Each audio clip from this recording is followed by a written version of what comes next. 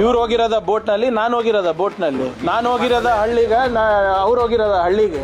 ಇವ್ರು ವಿರೋಧ ಪಕ್ಷದಲ್ಲಿ ಇದ್ದವರು ಕೇಂದ್ರ ಸರ್ಕಾರದಿಂದ ಮೋದಿ ಅವ್ರ ಹತ್ರ ಹೋಗಿ ಪರಿಹಾರ ಇಸ್ಕೊಡ್ಬೇಕು ಕನ್ನಡಿಗರು. ನಾನು ಹೇಳ್ತಾ ಇದ್ದೀನಲ್ಲ, ಏನು ದೊಡ್ಡ ಉಪಕಾರ ಮಾಡ್ತಾ ಇಲ್ಲ. ಕಳೆದ 2 ವರ್ಷದಲ್ಲಿ ನಮ್ಮ ಸರ್ಕಾರ ಕೊಟ್ಟಿದ್ದು 1417 ಕೋಟಿ ರೂಪಾಯಿ input subsidy as well as insurance.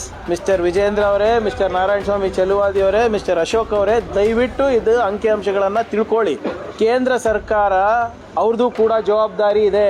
ಕರ್ನಾಟಕದ ಮೇಲೆ, ಕಲಬುರಗಿ ಮೇಲೆ ಎಲ್ಲನೂ ಕೂಡ ಖರ್ಗೆ ಸಾಹೇಬ್ರು ಮಾಡಬೇಕು, ರಾಹುಲ್ ಗಾಂಧಿ ಅವ್ರು ಮಾಡಬೇಕು ಅಂದರೆ ಮೋದಿ ಮತ್ತು ಶಾ ಅವ್ರಿಗೇನು ಕತ್ತೆ ಕಾಯಕ ಆಯ್ಕೆ ಮಾಡಿ ಕಳಿಸಿರೋದು ನೀವೆಲ್ಲರೂ.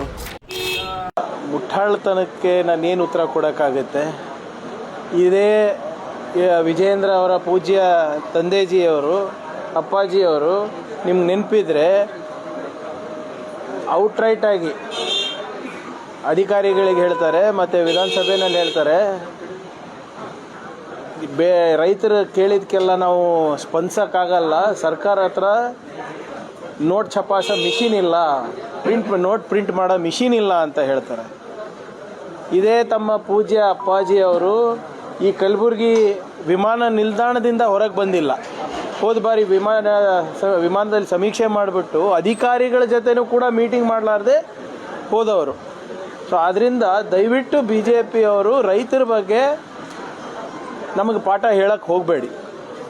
ನಿಮ್ಮ ಸರ್ಕಾರ ಇದ್ದಾಗ ಕಲಬುರಗಿಗೆ ಜಿಲ್ಲೆಗೆ ನಮಗೆ ಬಂದಿರೋದು 201 ಕೋಟಿ ರೂಪಾಯಿ. ಅದು ನೀವು ಚಾಲೆಂಜ್ ಮಾಡ್ತೀರಾ?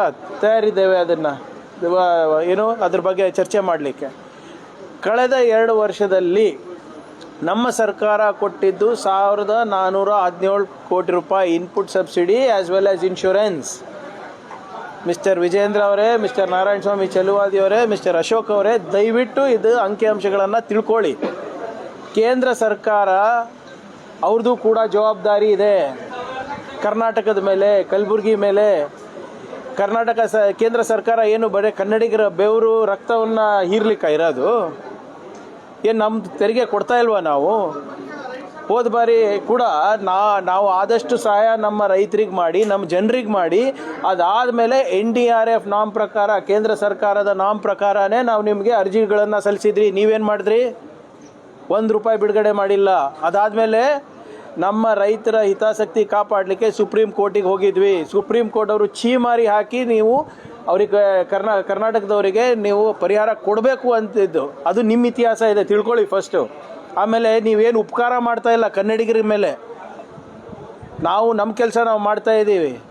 ನಿಮ್ಮಿಂದ ಏನು ಉಪಕಾರ ಬೇಕಾಗಿಲ್ಲ ನಮಗೆ. ನಾವೇನು ತೆರಿಗೆ ಕೊಡ್ತಾ ಇದ್ದೀವಿ.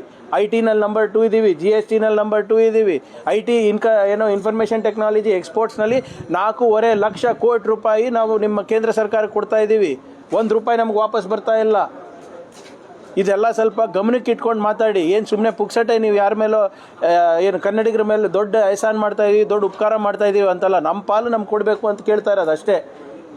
ಈಗ ಪ್ರತಿ 100 ರೂಪಾಯಿ ಏನು ತೆರಿಗೆ ಕೊಡ್ತೀವಿ, ನಮಗೆ ಬರ್ತಾ ಇರೋದು 12 ರೂಪಾಯಿ ಬರ್ತಾ ಇಲ್ಲ. ಉತ್ತರ ಪ್ರದೇಶಿಗೆ, ಮಧ್ಯಪ್ರದೇಶಿಗೆ 200-300 ರೂಪಾಯಿ ಹೋಗ್ತಾ ಇದೆ ಅಲ್ರಿ 100 ರೂಪಾಯಿಗೆ. ಅದ್ರ ಬಗ್ಗೆ ಮಾತಾಡೋದು ಯೋಗ್ಯತೆ ಇದೆಯಾ BJP ಒಬ್ರಿಗೂ? ಈಗ 11 ವರ್ಷ ಆಯಿತು. ಏನು ಮಾಡಿದ್ದಾರೆ ಕರ್ನಾಟಕಕ್ಕೆ? ಏನು ಮಾಡಿದ್ದಾರೆ ಕಲಬುರಗಿಗೆ? ಇವರು ಲೆಕ್ಕ ಕೊಡಲಿ ನೋಡೋಣ. ಸುಮ್ಮನೆ ಇಲ್ಲಿ ಬಂದು ಬಾಯಿಗೆ ಬಂದಂಗೆ ಮಾತಾಡೋಕ್ಕಾಗಲ್ಲ. ಮುಖ್ಯಮಂತ್ರಿಗಳು ತಪ್ಪೇನಿದೆ? ಇವ್ರು ಹೋಗಿರೋದ ಬೋಟ್ನಲ್ಲಿ, ನಾನು ಹೋಗಿರೋದ ಬೋಟ್ನಲ್ಲಿ. ನಾನು ಹೋಗಿರೋದ ಹಳ್ಳಿಗೆ, ಅವ್ರು ಹೋಗಿರೋದ ಹಳ್ಳಿಗೆ. ನೋಡಿ, ಇದೆಲ್ಲ ಸುಮ್ಮನೆ ರಾಜಕೀಯಕ್ಕೆ ಮಾತಾಡೋದಂದರೆ ಓಕೆ. ಈಗ ಕಲಬುರಗಿಗೆ ಭಾಳ ಸಂತೋಷ ಏನಪ್ಪ ಅಂದರೆ, ನಾನು ಮಂತ್ರಿ ಆದಮೇಲೆ BJP ಎಲ್ಲ ನಾಯಕರು ಕಲಬುರಗಿಗೆ ಬರೋದು ಹ್ಯಾಬಿಟ್ ಹಾಕ್ಕೊಂಡಿದ್ದಾರೆ. ಸಂತೋಷ. ಮೋದಿ ಅವ್ರಿಗೆ ಹೇಳಿ ಸ್ವಲ್ಪ ಬರೀ ಇಂಥ ಪುಕ್ಸಟೆ ಮಾತಾಡೋದಲ್ಲ, ಸ್ವಲ್ಪ ಪರಿಹಾರನೂ ಕೊಡ್ಸೋಕೆ ಹೇಳಿ. ನಮ್ದೇನಿದೆ ನಾವು ಕೊಡ್ತೀವಿ. ಅವ್ರದ್ದು ಸೀಟ್ ಎಷ್ಟು ಬಂತು BJP ಅವರಿಗೆ? 100 ದಾಟಿಲ್ಲ. ಅವ್ರು ನಮ್ಗೆ ಹೇಳ್ಕೊಡ್ತಾ ಇದ್ದಾರೆ ಆಡಳಿತ ಮಾಡೋದು. ನಾವೇನು BJPಗೆ ಅಟೆಂಡೆನ್ಸ್ ಹಾಕಬೇಕಾಗಿರೋದು? ನಾವು ಅಟೆಂಡೆನ್ಸ್ ಹಾಕಬೇಕಾಗಿರೋದು ಜನರ ಮಧ್ಯದಲ್ಲಿ. ಎಲ್ಲ ಶಾಸಕರು ಇದ್ದಾರೆ, ಎಲ್ಲ ಮಂತ್ರಿಗಳು ಇದ್ದಾರೆ. ಇವರು ವಿರೋಧ ಪಕ್ಷದಲ್ಲಿ ಇದ್ದವರು ಜವಾಬ್ದಾರಿಯಾಗಿ ಮಾತಾಡಬೇಕು. ಇವರು ವಿರೋಧ ಪಕ್ಷದಲ್ಲಿ ಇದ್ದವರು ಕೇಂದ್ರ ಸರ್ಕಾರದಿಂದ ಮೋದಿ ಅವ್ರ ಹತ್ರ ಹೋಗಿ ಪರಿಹಾರ ಇಸ್ಕೊಡ್ಬೇಕು ಕನ್ನಡಿಗರು. ನಾನು ಹೇಳ್ತಾ ಇದ್ದೀನಲ್ಲ, ಏನು ದೊಡ್ಡ ಉಪಕಾರ ಮಾಡ್ತಾ ಇಲ್ಲ. ನಾವೇನು ದುಡ್ದಿದ್ದೀವಿ ಅದ್ರ ಕೂಲಿ ಕೇಳ್ತಾ ಇದ್ದೀವಿ ಕೇಂದ್ರ ಸರ್ಕಾರ ಹತ್ರ. ನಾವೇನು ಬೆವರು ಸುರಿಸಿದ್ದೀವಿ ಅದ್ರ ಕೂಲಿ ಕೇಳ್ತಾ ಇದ್ದೀವಿ. ಇವ್ರ ಹತ್ರ ಏನು ಉಪಕಾರ ತೊಗೊಳೋದಿಲ್ಲ ನಮಗೆ. ಅವ್ರು ನೋಡಿ, ತಲೆ ಇರಲಾರ್ದಂಗೆ ಮಾತಾಡಿದ್ರೆ ಏನು ಮಾತಾಡೋಕ್ಕಾಗುತ್ತೆ? ಯಾರೋ ಒಬ್ಬ ರೈತರು ಬಂದು ಕೇಳ್ದ, ಮತ್ತು ಮೋದಿ ಅವ್ರದ್ದು ಏನು ಜವಾಬ್ದಾರಿ ಇಲ್ವೇನ್ರಿ? ಈಗ ಎಲ್ಲನೂ ಕೂಡ ಖರ್ಗೆ ಸಾಹೇಬ್ರು ಮಾಡಬೇಕು, ರಾಹುಲ್ ಗಾಂಧಿ ಅವ್ರು ಮಾಡಬೇಕು ಅಂದರೆ ಮೋದಿ ಮತ್ತು ಶಾ ಅವ್ರಿಗೇನು ಕತ್ತೆ ಕಾಯಕ್ಕೆ ಆಯ್ಕೆ ಮಾಡಿ ಕಳಿಸಿರೋದು ನೀವೆಲ್ಲರೂ ಬಿ ಜೆ ಪಿಯವರು.